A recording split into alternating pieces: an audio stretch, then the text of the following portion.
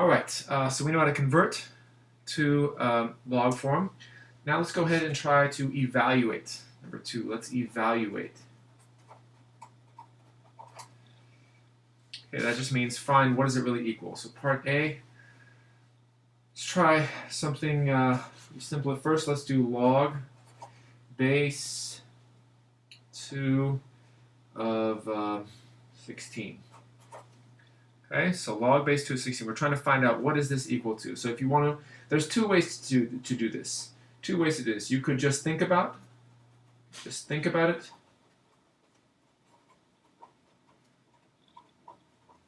Just think about it. Or you could set up an equation. And we'll do number 2 first because it's a little more systematic. So we'll set this equal to x. Set this equal to x. There's my exponents. So I'm going to switch this to log form. So again, here's my base. I'm going to go the other way. So my base becomes 2 to the x.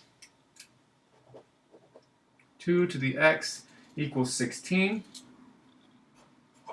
Right, 2 to the x equals 16. There's my exponents. And then I could think about this. All right, 2 to what power equals 16? 2 to what power equals 16? Well, if I just rewrite this, 2 to the x equals 2. 16 is 2 to the 4th, right? 16 equals 2 to the 4th, so I can see clearly, x must equal 4. So what is log base 2 of 16? It's 4. Right? The other way is just to think about it. The way to think about it is just ask yourself 2 to what exponent or what power gives 16? 2 to what exponent gives you 16? And the answer is just 4. Okay? Let's do a few more examples here. Keep doing a few simpler ones before we try different ones. So let's try log base 3 of 81. So again, there's two ways to do it. You could rewrite it. So let's kind of set up an equation here, more systematic. So the base 3, it's the base again. 3, this is an exponent, right? So it becomes an exponent, 3 to the x power equals 81. So we just think 3 to what power equals 81? What is this number? Well, if we just rewrite them both to be the same, 3 times 3 times 3 times 3, 9 times 9, right? 3 to the 4th power equals 81. So again, we can see, x equals 4. So what is log base 3 of 81? It's 4. The other way to think about it is just to think to yourself, 3 to what exponent gives 81? 3 to what exponent gives 81? Let's try a few more examples. Log base 10 of 1. So this example, when you have a 10 here, this is called the common log. So you don't need to write the 10 in there. Anytime there's no base written, so for example, log 3 or log 8. Anytime you have nothing written here, you can assume it's the common log. You can just fill the 10 in there if you want. Just assume it's a base 10. So if nothing is written, it's the common log. So you don't actually have to write this. So we'll pretend it's not there. So that's a common log, base 10. What is it? Well, again, let's just do our systematic method. We'll set it equal to x. Okay, we're going to rewrite this in exponential form. Rewrite this in exponential form. So our base is 10. Actually, let's go ahead and fill that in there. 10 to the x. 10 to the x equals 1. Right? 10 to what power equals 1? 10 to what power equals 1? Remember, there's a certain number that anytime you take it to that power, you're going to get 1.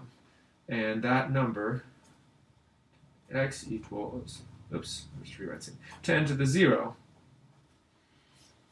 is going to give us 1. Right? 10 to the 0 is going to give us 1. So our log base 10 of 1 is just going to be 0. Let's try a few more examples here. Log base 3 of 1/27th. Log base 3 of 1/27th. So you could think about it. If you do want to do the second method, just think about it. 3 to what power, 3 to what exponent gives you 1/27? 3 to what power gives you 1/27? And if you can't see it, again, just go ahead and set this up this way. 3 to what power, to what exponent, gives you 1/27? Well, remember, anytime you have a negative exponent, they get sent down to the denominator like that. So 3 to the x equals, you could rewrite this as 3. 3 cubed is 27, so 3 to the negative 3. 3 to the negative 3 is 1 over 27. And now we can see, okay, x must equal negative 3. Now this rewriting method works even when the problem's a little bit more difficult. Let's try a couple more. A little bit more, a little bit less obvious. Log base 8, 16. Base 8 of 16. So this one, I can't really just think about it. 8 to what power gives 16? 8 squared? No, that's 64. 8 to the first, that's 8. What power is that? All right, this one's a little bit more tricky, so we're definitely use that second method of just setting it up to solve. So 8 to the x, our base is 8. 8 to the x equals 16. 8 to the x equals 16. Now we're going to rewrite these both to have the same base. I can't rewrite this with an 8, but I could rewrite them both base 2. So I'm going to rewrite this as 2 cubed. That's 8 to the x. I didn't change anything. And I'm going to rewrite this as 2 to the 4th. Remember, when I take a power to a power, exponent to an exponent, I can multiply these two. So I get 2 to the 3x equals 2 to the 4. I set them both equal. Okay, so 3x equals 4. So x must equal 4/3. So log base 8 of 16 is 4/3.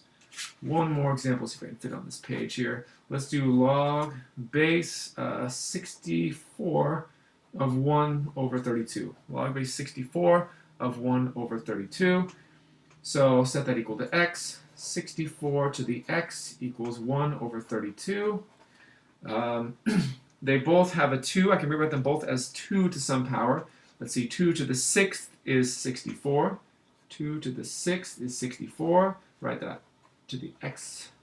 And I'm going to write this as 2. 2 to the 5th is 32. 2 to the 5th is 32, so this would be 2 to the negative 5th. Because remember, if it's negative 5, it's going to go underneath here.